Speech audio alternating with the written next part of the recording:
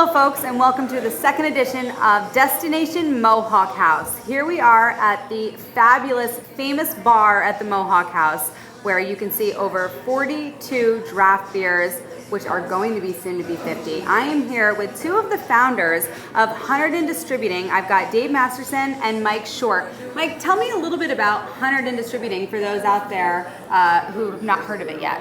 In 1996, decided to form a craft beer distributor.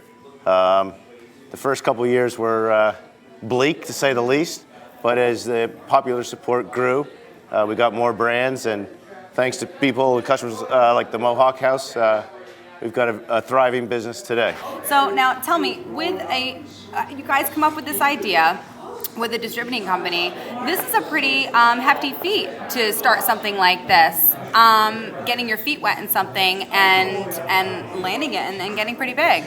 Well, we were fortunate in the early years that none of the other distributors really wanted what was a very small project at that time. Mm-hmm. I noticed you're wearing a Weyerbacher t-shirt. That ironically is the oldest brewery, the one we've been distributing the longest. Nice. Weyerbacher Brewing coming right out of Easton. So, but yeah, these breweries are very small. They were struggling, we were struggling, so I guess it was a natural fit back then. Awesome. Well, it's a cool story to see that you can start from the bottom up and then grow. And Dave, tell me a little bit about the biggest part to this, and that is the different beers. We're talking about so many different beers that you guys come into contact with. Where do you start? Well, like Mike said, we started 15 years ago with our own brand and 3 or 4 other breweries. And at the time, the big wholesalers didn't want the small brewers. They were more of a pain in the neck than anything else. Mm-hmm. So we currently carry about 70 American craft breweries. Wow. And that's awesome. 10 or 15 importers, probably 3, maybe 4,000 different beers that we carry. Mm-hmm. But over the course of the 15 years, that number's probably triple, because many of them did go out of business. You know, a lot of people have come and gone, mm-hmm. and the strong have survived. And because of that, now there's an unbelievable amount of great beer available. Which is awesome, because we have a lot of great beer connoisseurs out there who like to come to the Mohawk House in particular and like to drink these beers. Let's talk a little bit about Mohawk House here and their selection. You guys are a big anchor for distributing here. How do you guys go about coming in with all these different beers and what you would have on tap? Where does it start? It usually starts with the owner, mm-hmm. or a manager that is craft beer passionate or mm-hmm. beer passionate. And Steve, oddly enough, I don't think was until he opened the doors. Yeah.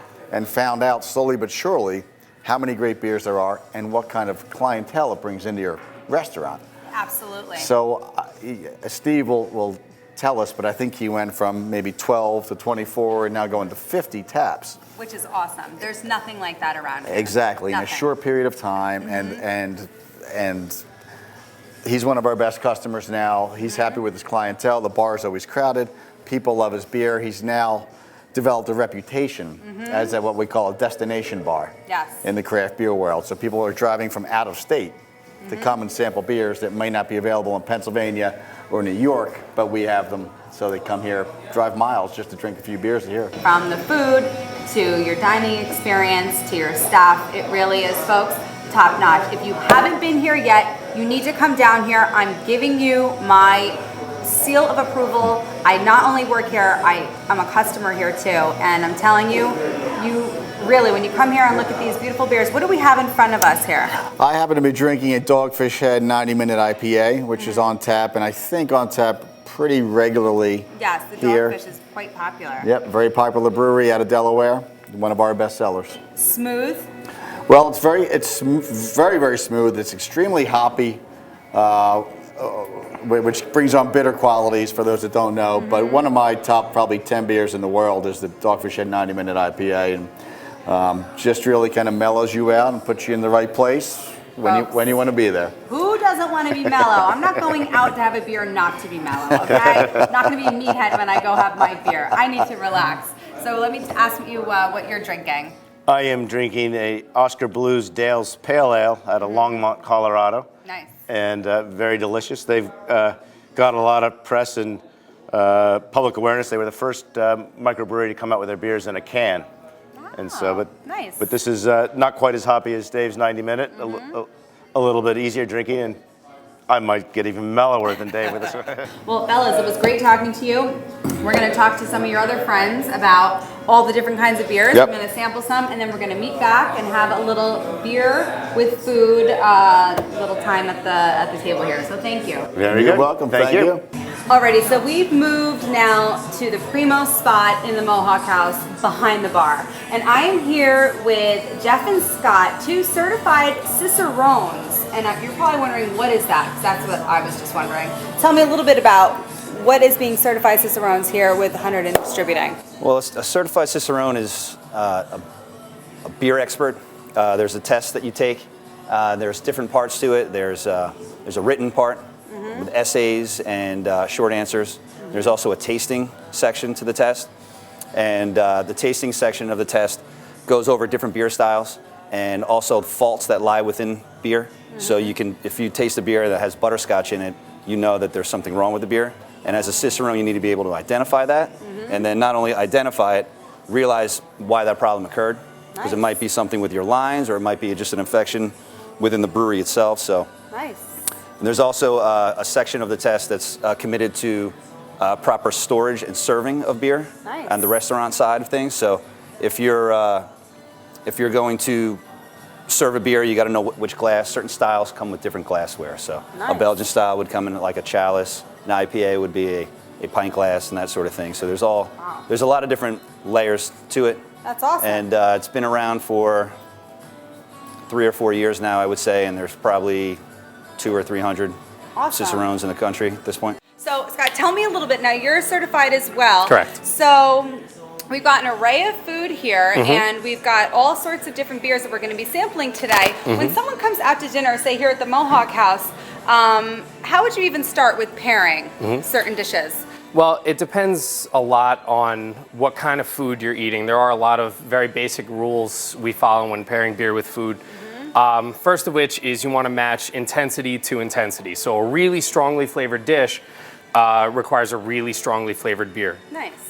Then you want to look for elements that are similar in the beer and the food, and elements that are contrasting between the beer and the food. Nice. All right. See, this is great knowledge, folks. And all the bartenders here know exactly what they're doing as well. So when you come in and want to know, I'm going to have this dish, what am I looking at? They'll be able to point you in the right direction. But today we're having a perfect lesson on beer and food, and lucky me, I get to try it all. So let's start with you now, Jeff. What are we going to try first? Well, usually when we're tasting beer, we start with the lightest. We go from light to strongest in flavor. Okay. And of the beers we're sampling today, that's going to be the lightest one we have is going to be the Lost Abbey.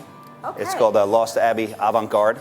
Right. And an Avant-Garde is a French style farmhouse ale, which is a pretty broad term, but it's on the maltier side. Yeah. It's probably in the 5 to 6% alcohol range.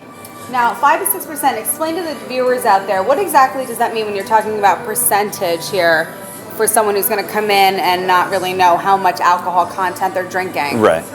Well, it's called ABV, alcohol by volume, that is absorbed into the beer. So your average beer would probably be around 5% Okay, ABV. We have beers, and you guys have beer here that goes all the way up to 12, 15%.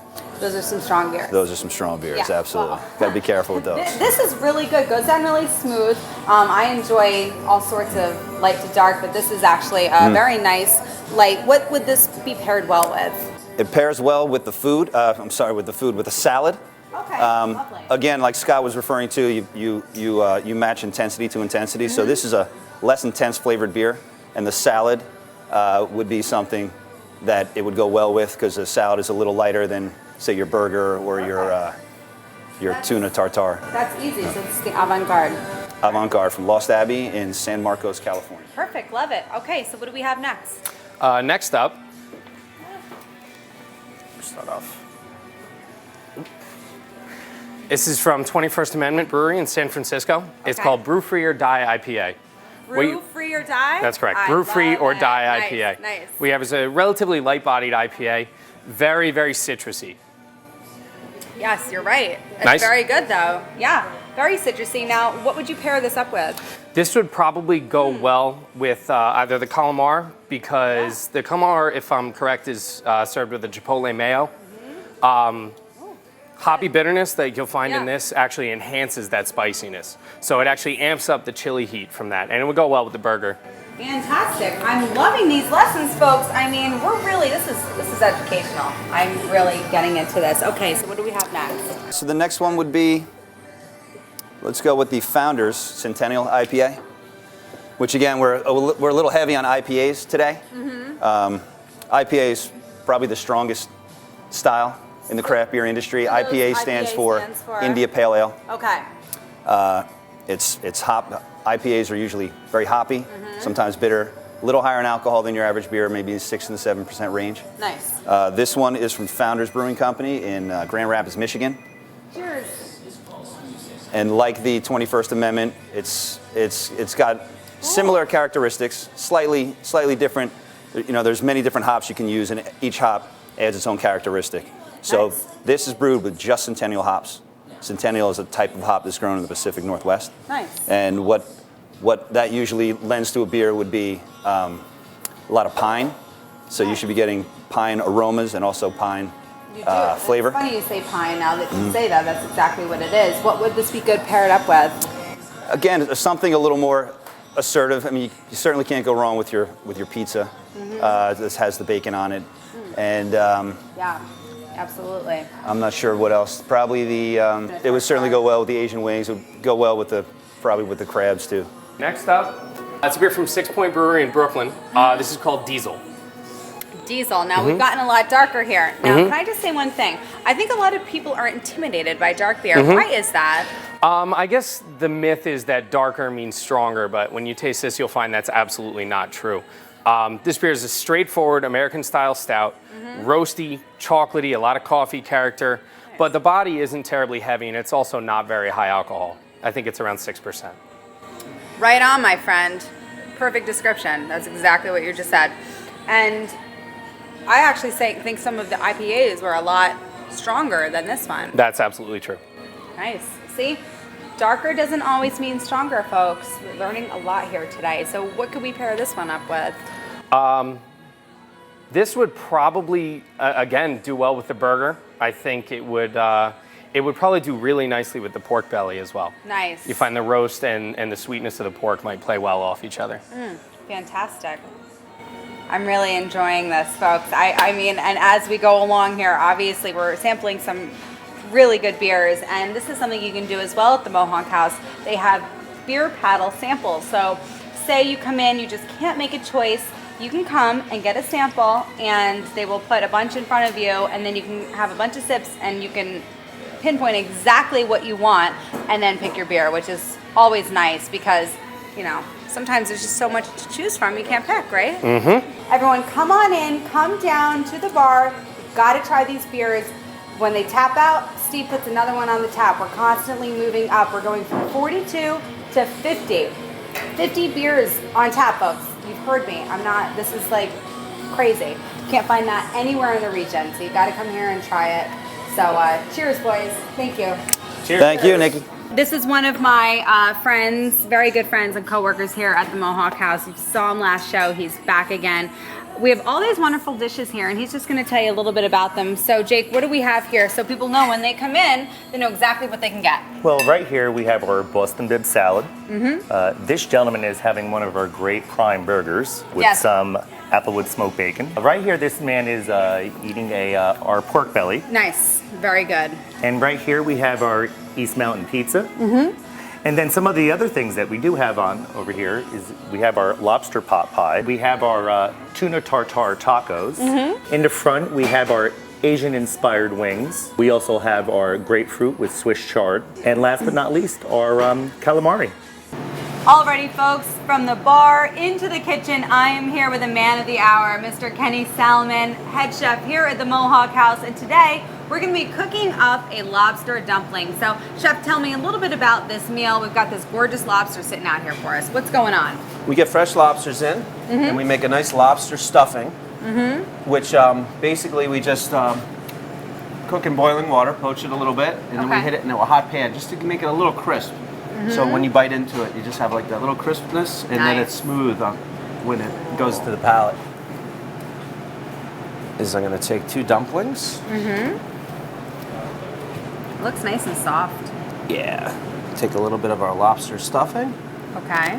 put it right in. And you prepare each and every one of these like this. Nothing Yes. is pre-made No, here. nothing's pre-made. The only thing we don't make is the dumpling wrapper, which, you know, we like. If we could, we would, but we don't have that much time. What I do is a little egg wash, which is just egg whipped up. I'm going to go around just so we make a nice seal on this. Nice. Okay. Fabulous. And then, my guys are always happy to do this. It's a very, Nice. Kind of, Get it sealed there. yep. Cute. You can see it takes a little bit of time. So when you have to make 100 of them, or Oh, I bet. And in a busy kitchen. we make a lot of them. So, okay. Fabulous. Another one. And I put the egg on the outside because it's going to seal it. It's almost like making a ravioli. Yeah, nice. In New York, this wonderful Thai woman taught me how to make spring rolls and summer rolls and all that fun stuff. Oh, nice. And I take a little cocktail fork. You can use a regular fork, Right? but I just press down to seal it. Now, we're going to drop these into our boiling water Okay. for a minute, just to let them cook. I want to take my dumplings out, Okay. and the flame's over there. Oh, I gotcha. It won't Just a flame little up. crackle. Because if you have water and hot oil and fire, you'll have a Yes. lot more fire. I just like to sear them up a little bit. We want to give them a little color. And what we'll do is we'll just get our little plate here. All right. A little bit of fresh mosh. Wonderful, delicate green. We use a lot here. Yes. And people always want to know what mosh is. It's a wonderful little. And then I'm going to put a little beurre blanc in my ramekin. Our secret sauce. Yes. Traditional lemon beurre blanc. Lovely.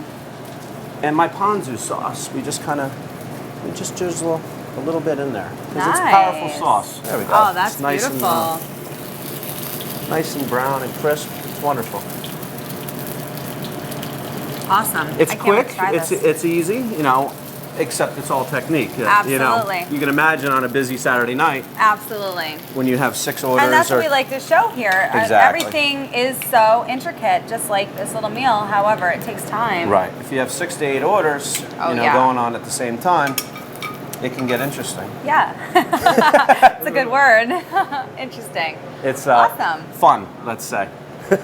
So before we try that awesome appetizer, it's time to make the dish of dishes, the Chilean sea bass. Ken, tell me about it. What it is, it's a macadamia encrusted Chilean sea bass over butternut squash risotto Mm-hmm. and a pomegranate glaze. Our Chilean sea bass. We're going to season it up. A Okay. little salt and pepper. Just a little bit. Nice. Try to get your seasoning even. We use white pepper for the fish. Okay. We put the fish in. Beautiful.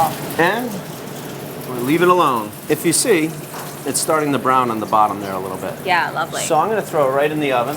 Okay. And this is a 500-degree oven, so It's hot. we don't mess around. Then I have my sauce, which is a butternut squash, Nice. and I add it to the risotto Mm-hmm. for the Chilean sea bass.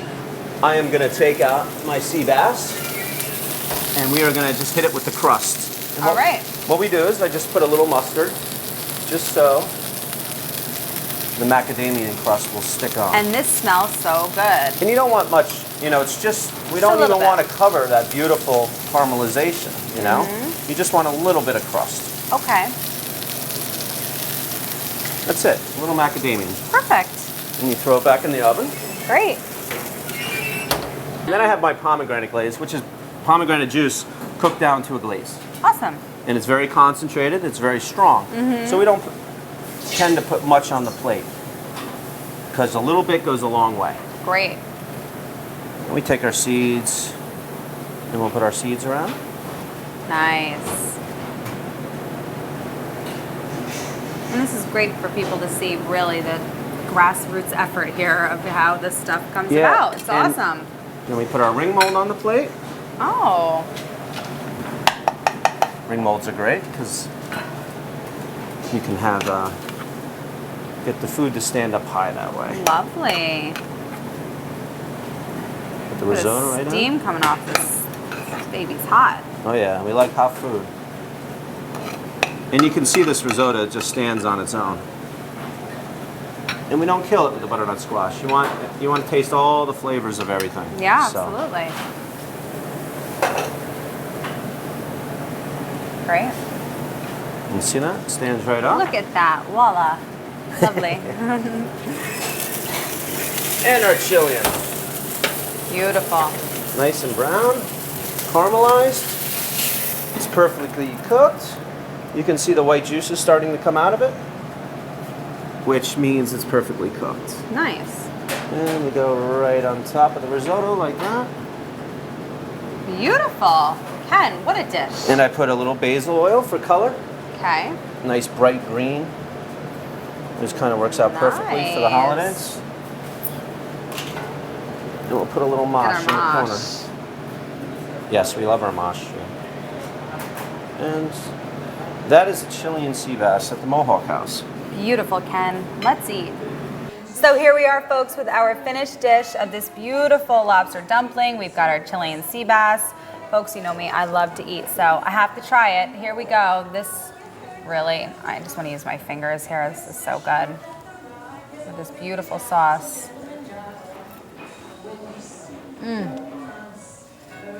Ken, oh my gosh. That sauce is ridiculous. Yeah, yeah. I love it. It's light. Oh my gosh. It's light. I mean, of course, the beurre blanc, but it's light and it's just a lemony lobster. Oh my God, awesome. That is unbelievable, folks. Please, don't just take my word for it. Get down here and try a lobster dumpling. That is just seriously so good. Oh my gosh. And now we're going to taste our beautiful Chilean sea bass, which I am so psyched here. Just flakes right off. Oh, Ken, this is so good. I'm just sticking this all in my mouth, folks. Oh my God. Yeah. Oh my gosh. This is pretty much our most famous dish right now. This is We sell so a lot. good. This is so good, folks. Listen to me. This is the type of meal right here that you can come, really get your money's worth, come and enjoy with your family, with your husband, with your wife. And it really pairs up with this beautiful Pinot It does, Noir. you know, with the risotto and the pomegranate and the fish. You can have a light red wine, like a Pinot Noir. Actually, it definitely stands up to this. We have to cheers to Cheers. this. This is absolutely Salute, wonderful. fantastic. Like we were saying before, too, you got to come down, try this, and please mention the show, mention Destination Mohawk House that you've seen it. Tell us what you think, and come and try some of these meals. And like Kenny said, if you have any questions about any of the food here, or if there's something that you would like to eat, they'll get it for you. Yes, and come and talk to me. Awesome. I'm in the kitchen. And he's so approachable, folks. Just go back on a Friday night when they're really busy, and just go back there and say hi, right? And also, we're going to be, in the spring, we're going to be doing catering. Awesome. Appetizer parties, cocktail parties, Great. into full-blown catering. Awesome. So we're just going to keep going. Keep going. Hey, you got to keep, I mean, really, you guys are top notch here and you're just getting better. So I work here. I can attest to this place. Work of art. Come down, Destination Mohawk House. Perfect night out, perfect day out for you, your family, your friends. Come check it out. Mwah. Here we are in our glorious garden room. Jake? This is a great room. We could fit anywhere between 30 to 50 people in this room. Nice. And what's great about it are, of course, the views, our outside terrace, and also our fireplace. Yes. But a lot of featured things that do go on in this great room would be baby showers. We also do a lot of rehearsal dinners, which is great, especially at night when the fireplace is lit. Absolutely. And we do some corporate team building meetings in here as well, because we do have the bocce ball courts outside. And they do fine dining in here as well. On the weekends. Always great to be in here on the weekends. Absolutely. Overflow. This place really is no joke. So if you want to sit at the bar, you can do that. You can come into the dining room, or you can ask to sit here in the garden room, and they will give you a lovely spot to look out the window. Beautiful, perfect ambiance for a lovely night. So besides the great food, besides the excellent beer, and all the wonderful things they have here at Mohawk House, a huge draw-in is their bands and their live entertainment. And tonight, we feature Supernova.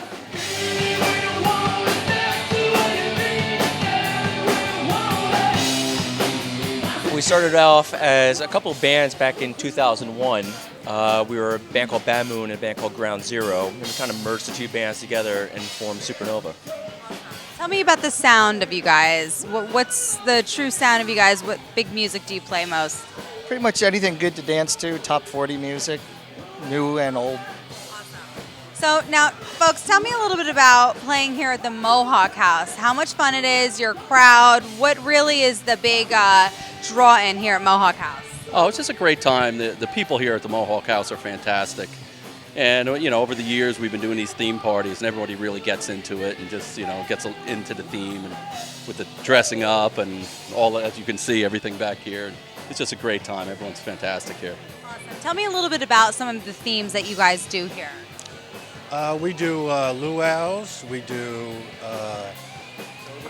togas. Yeah, not my favorite, but In your toga. we do Christmas in July.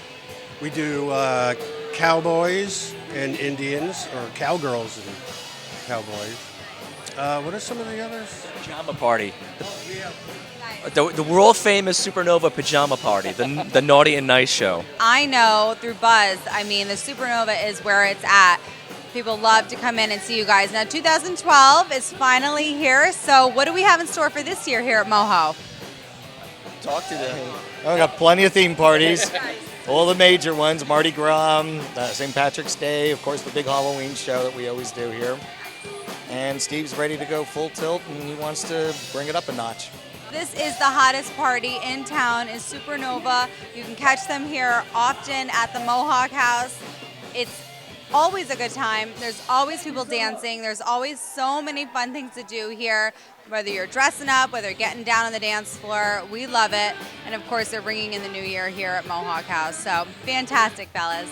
So folks, here is just a sample of some of the taps that we have had throughout this past year. And we predict through the next year, which is 2012, our big new year here, we're looking at over 500 different beers that will be tapped through this bar. We've got 42 on draft right now. We're looking at 50. Casey, look at all these different types of taps, and what are some of our features here? I don't even know where to start. Right in the middle we have Founders, which is one of our best sellers. You can't go wrong with the Founders. Just as well as Stone. We have Flying Dog over here, which we all get these from Hunterdon. They're all distributed through Hunterdon, some of our best sellers.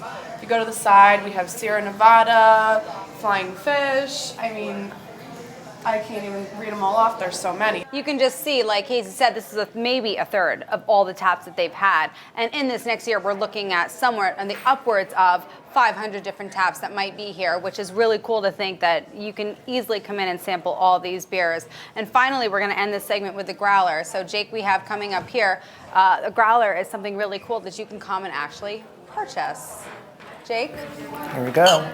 Thanks, we sell the Jake. best jugs in town. Folks, you can come get these. $13 at We sell our Lowe's. growlers for $6 a piece, and to fill them, it ranges from $12 to up to $40, depending on which beer. The more expensive ones are going to be a little rarer, a little different. You know, Coors Light you can get very cheap, but they're all different prices.